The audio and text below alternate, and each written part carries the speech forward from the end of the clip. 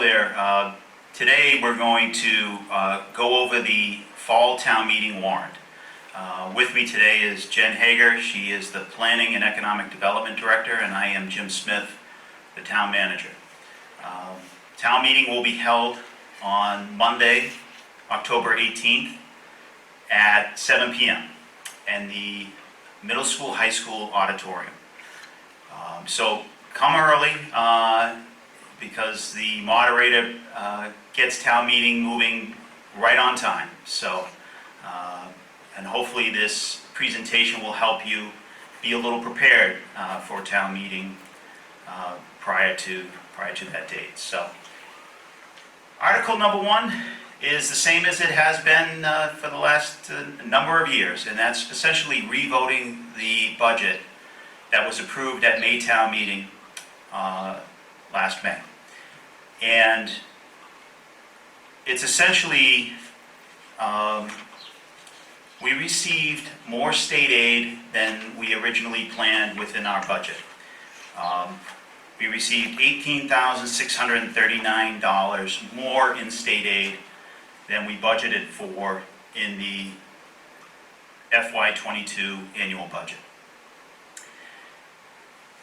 The state hadn't approved the state budget at that point in time, and we obviously have to revote that to include that revenue.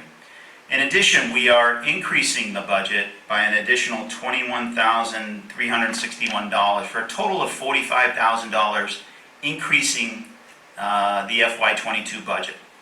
And with that additional increase, we are dealing with some additional costs that we are incorporating into the FY22 budget.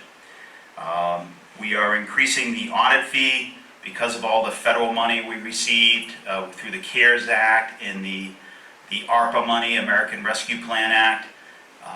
That will require a single federal audit, which will increase our audit costs.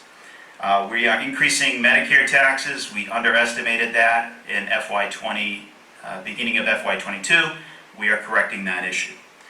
We are increasing actuarial fees for an OPEB presentation to take place in January, other post-employment benefits. Increasing the building inspector telephone because they've recently incorporated a OpenGov online permitting system, and this will provide internet connectivity for iPads throughout the town.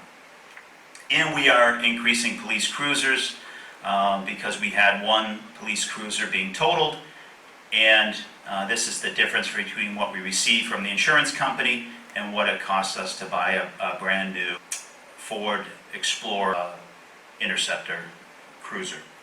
So that total is an increase in the budget of $45,000, and that is Article 1, revoting the annual town meeting budget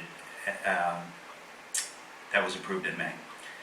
Article 2 is with the sale of the hatchery property, the proceeds from that sale amounted to $1,474,933.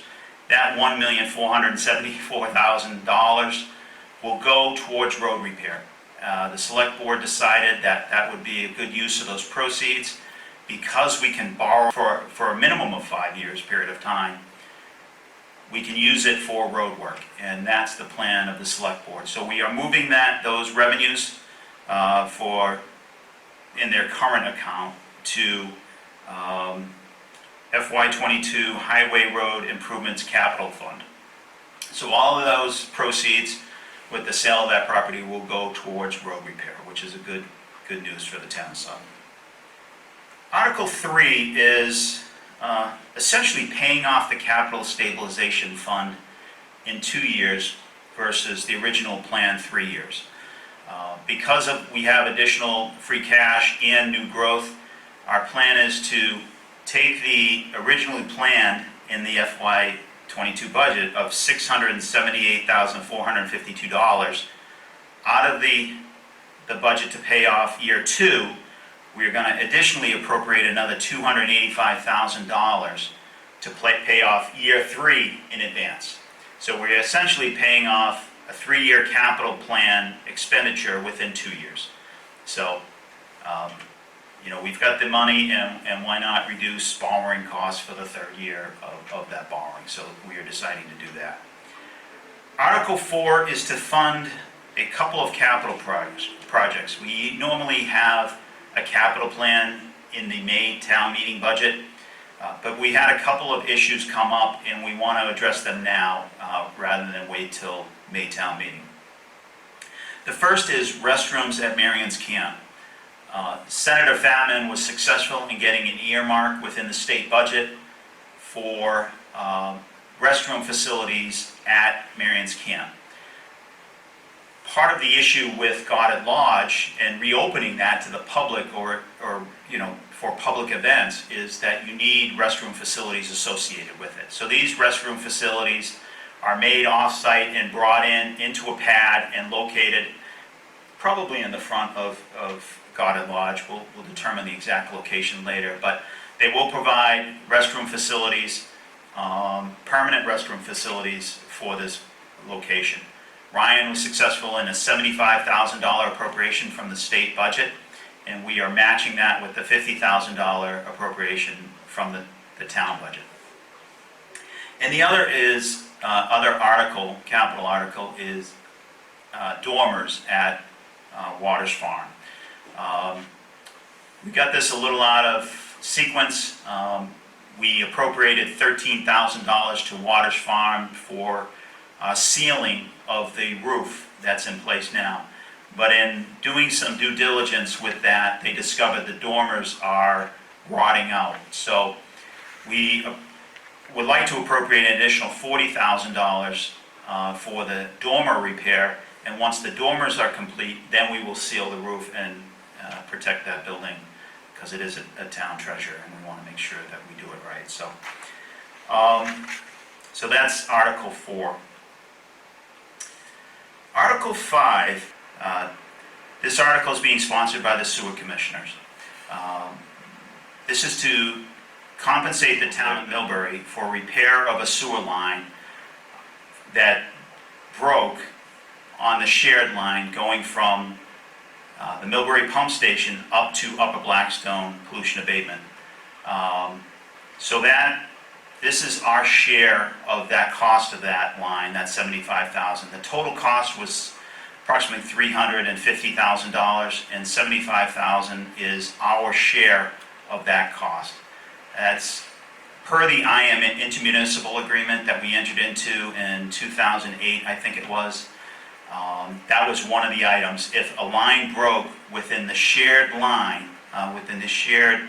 comes from Sutton to the pump station up to Upper Blackstone, then we would share in that cost. In this case, it's 18.6% of that cost is put on the town of Sutton. So this will be funded through the retained earnings within the sewer department, so there's no impact on the FY22 budget. Article 6 is prior year bills. I think we have one or two. I don't have them in front of me, but this is a normal process where a bill comes in later than June 30th, which is the end of the fiscal year, and we have to, it's a cost that we've already incurred, services that we've already incurred, and we owe the money, and it's just a way of taking care of that bill. Article 7 is a TIF agreement, tax increment finance agreement with Unified Global Packaging Group. Unified, formerly Atlas Box, has been in this community for well over 30 plus years. Art Mahassel and Len McAleer are the leadership of this company. They have acquired a number of parcels of land south of the Millbury border on 122A, including the former aggregate parcel, the former hatchery parcel that the town owned, and former Worcester Sand and Gravel parcel, totaling 450 acres. Their plan is to build 3 separate buildings, approximately 2.3 million square feet of space, and their plan right now is to move forward with buildings 1 and 2. Building 1 is 1.2 plus million square feet, and building 2 is 700,000 square feet. So large buildings that will go in this location.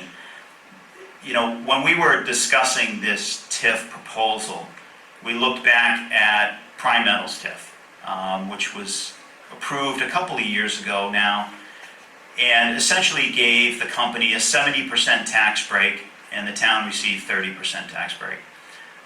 And we try to structure it in the same manner. So this one's a little different because tenant A is going to be the 1.2 million square foot, and it's going to have a significant amount of personal property taxes with that property. So we've structured it as 100% tax break in years 1 and 2 on the real estate. Years 3, they will get a 95% tax break. Year 4, they'll get a 90% tax break. Year 5, 85. Down to year 15, where they get a 35% tax break. In year 16, we get 100% of the taxes. On personal property, it's a little different. They get a 100% tax break in year 1. Year 2, we collect 5%, or they get a 95% tax break in year 2. And that schedule over 15 years equals 70% both real estate and personal property. So it's almost identical to Prime Metals, short of the personal property. But in the end, it's financially a good picture for the town. We will receive over $20 million within the 15-year TIF period, and great benefit with a company that's been doing business in this town for, you know, again, 30 plus years. So there will be some traffic impacts as a result of this. We are working with their traffic engineer, PAR Engineering, I think, and then CMRPC, and the planning board is working very closely with all of them. They are planning on building a road out to Boston Road, and that road will then truck traffic will go directly to 146 and go either north or south. So we are working on the traffic issues, but again, the TIF comes first. If we approve the TIF, they go to the state EACC, gets approved there, then they are likely to file before the planning board, and then we will have discussions through the planning board process as to the buildings and how it's all going to be arranged. Article 8 is another tax increment financing deal with the MIG Corporation out of Acton, Mass. Their deal is a very small TIF. It's actually a 5-year deal where they get 90% off in year 1, and then 70% off in year 2, and then 10, 10, 10 in years 3, 4, and 5. They are planning on building sort of an industrial condo type complex where a number of the bays will be available for leasing or rental by other companies.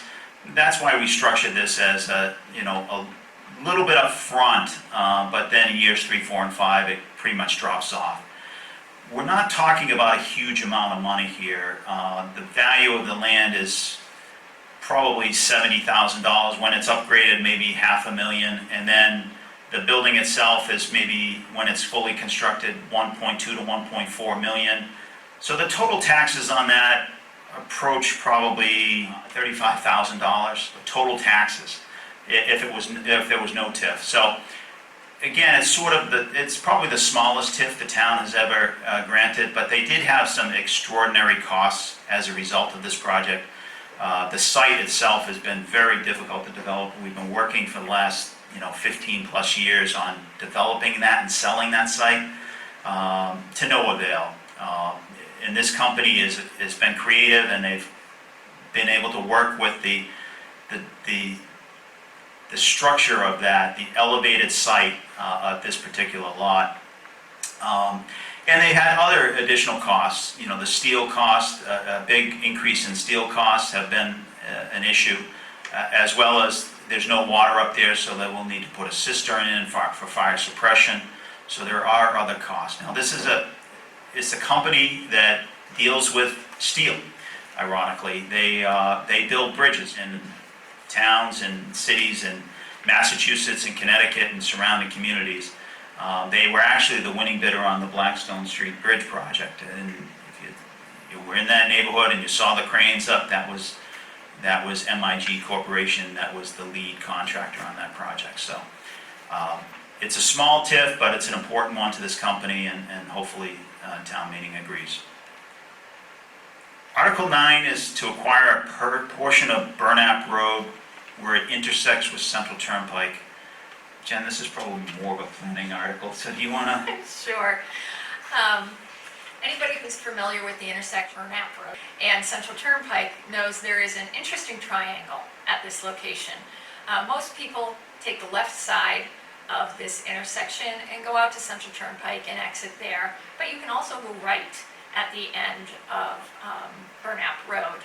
And that roadway appears to have been laid out as a public roadway way back in the 1800s, but the ownership has been murky at best, with that right-hand leg, the western leg, and the triangle in between the western and the eastern leg. And it's just caused some issues in terms of taxation and improvements potentially to that intersection that we may want to make over time so it's a safer intersection. The current owner, Deb Kaczynski, is getting ready to divide some lots on the north side of Central Turnpike that abut this western leg of the roadway. And to help facilitate the plan she's drawing up, she asked if we would be willing to kind of work out the ownership issue by her just gifting all of this land to the town. So there's no question who owns that leg and the triangle, and then the town sometime in the future could make this a T intersection, maybe a little bit safer. There's some other improvements on Central Turnpike that would need to be made to the grade, but it gives us that opportunity going forward, and it just cleans up this issue once and for all. So she's going to agree to do that, and what we need to do is this process of laying out basically a relocation. The wording is funny, that's just the requirement of Mass General Law, but basically we're going to lay out that leg formally, so there's no question that it is a public roadway, and that lays the groundwork for us taking title to that leg and the parcel after town meeting. So, and it just clears up the issue of who owns it and where it's located, so we can make improvements going forward and everything's nice and clean. Good. Okay, thank you. The last Article 10, sponsored by the Select Board, is transfer the remaining balance of $170,000 for Unity Park restoration to the American Legion Park, also known as Veterans Field, the parcel behind Busquets, and currently a park that's needs some attention. Unity Park was a great success. We fully funded that project with $230,000 in free cash, and we received a grant from the federal government, and we would now like to do the same project down on, is it Darling Lane behind Busquets, for that park. There was a great nonprofit, Sutton Recreational Resources Group, that did a tremendous job and outreach to the public and received a bunch of donations. So instead of spending the whole $230,000, we did receive a $100,000 grant from the federal government. We were able to transfer the remaining amount, rather than having fallback as free cash, transfer it to another park that is in serious need of attention. And it's a win-win situation. Sutton Recreational Resources is on it. They are ready to raise funds for this park, and we appreciate everything they have done. We will apply for some grants through the state or federal government to try to help with this project, but with Jen Hager and her grant writing ability and the Sutton Recreational Resources Group involved, I think it'll be a win-win situation. That's all I have for town articles. The planning board articles, Article 11, I think, starts that. Sure. Also town articles, but sponsored by the planning board.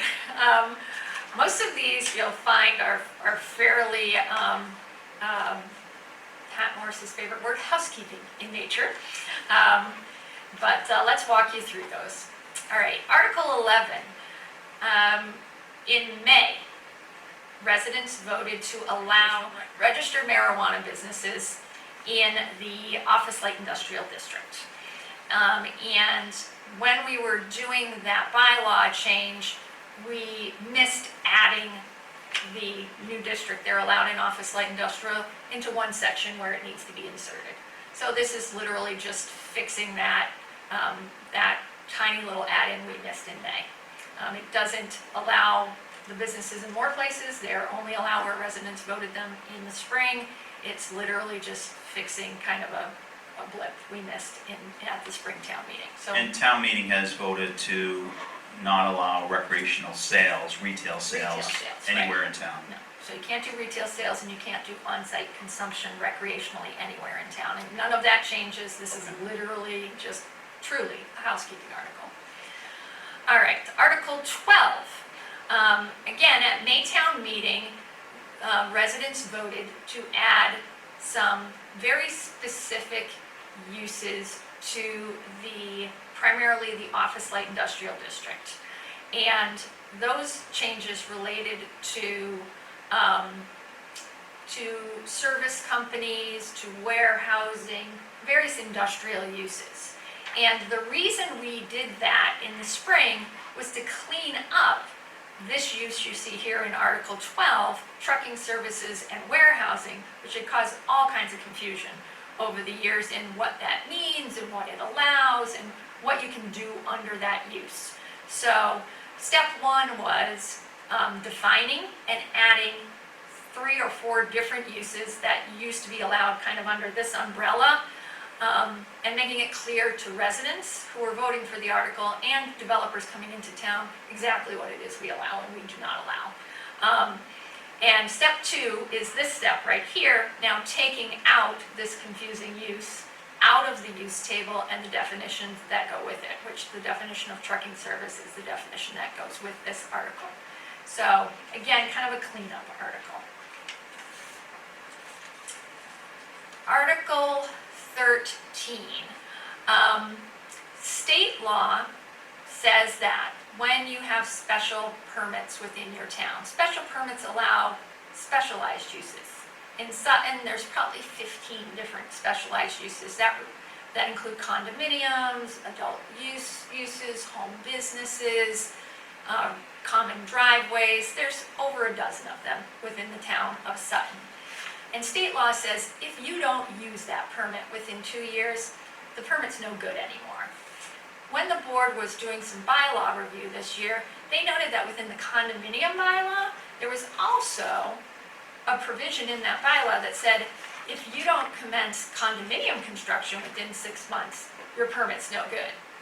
And the board thought this was just not a great provision. Often, you may not go through the Conservation Commission until you're done with planning. There may be other permits you need to achieve, and 6 months is just crazy to kind of restrict construction to have to commence within, and is really duplicative of the state law and the bylaw provision that already says you need to get going within 2 years. So the board just is asking just to eliminate that 6-month deadline, and the 2 years will still stay in place, but this would be eliminated. It's kind of a punitive and not necessary provision. Article 14, another cleanup. Again, we're talking about special permit bylaws. In this case, open space residential development and traditional neighborhood development special permits. Again, the 2-year performance deadline is already included in our bylaw, and what we want to do is format all of our special permit bylaws so they all kind of have the same format, they all follow through in the same way, and then provisions that apply to all of them are just contained in section 7A2, which is the special permit kind of umbrella section. So this, again, is just a formatting, housekeeping article to take that provision out of these 2 bylaws, which are the only 2 that still have it written into the individual bylaw, and just leave that provision in the umbrella section of the bylaw, where that applies then back to all special permits. So again, it's cleanup, maybe a little confusing if you don't deal with special permits every day, but it doesn't change anything about these regulations. It's literally just another housekeeping article. Organizing, formatting, that's what we're doing here. All right, same thing with Article 15 that refers to the home business special permit. Again, this one had a strange kind of more restrictive phrase in it, or requirement in it. And it's for home businesses, one of the least intrusive special permits out there. This is, say you're an accountant at your house and you have a person who comes in and helps you a day or two a week, and you might see a client at your house every once in a while, so you have to go to the town, get a special permit for that. Home business permits, residents have voted that those are only good for 3 years at a time. On the 4th year, you have to come back in, just in case anything's been going wrong with your business. So the residents have complained in your neighborhood, and that can be addressed. So it already has a 3-year permit limit, but it's a home business. And the board said, look, it's a home business. It should be able to be automatically renewed. You just have to submit a letter, and if nobody's complained, then we can go ahead and grant you a new permit. This is the same process that is allowed with other permits like adult use permits. So the board wanted this permit process to be consistent with other permits and not more onerous. You won't have to automatically go through a public hearing or anything like that unless there's been issues that have been expressed. So again, keeping this permit on the same footing as other permits in terms of the renewal process. Thank you. Article 16 was a citizen's petition. It is my understanding from the sponsor of this petition, Mr. Neil McLaughlin, that he does not intend to make the motion on this article, but the board felt it was important to move forward with their recommendation on this article anyways. The only way, once a citizen's petition has been made and verified by the town clerk's office, is by having all the people that signed the petition come back and sign basically something that says they withdraw their signature. As you can imagine, that's pretty difficult. So this has to be on the warrant and will move forward. It's my understanding, again, that the sponsor will not make the motion on the town meeting floor, but just in case somebody else does make the motion on the town meeting floor, the planning board felt it was very important for them to make sure they had their recommendation on file on this. So what this article would do was, as was mentioned earlier by the town manager, right now voters have decided they want to prohibit retail recreational marijuana establishments in all of Sutton. This article would have allowed that use within the village districts, which are primarily Wilkinsonville Village and Manchog Village. So, and Mr. McLaughlin was primarily focused on Wilkinsonville, though it would have applied to both villages. So, the board members had some discussion on this article, and their vote was 4-1 not to recommend this at this time. So that is what this article is about, allowing that use in the village districts, and that will still be on the warrant and still be out there if somebody makes the motion. Otherwise, the moderator will decide how to move, pass over, or not act on that article at the night of town meeting. Thank you. Finance Committee also took that article up and voted not to recommend that particular article. So that's it for Fall Town Meeting 2021. We will hopefully see you there Monday, October 18th at 7 p.m. promptly. And have a good day. Thank you. Thank you.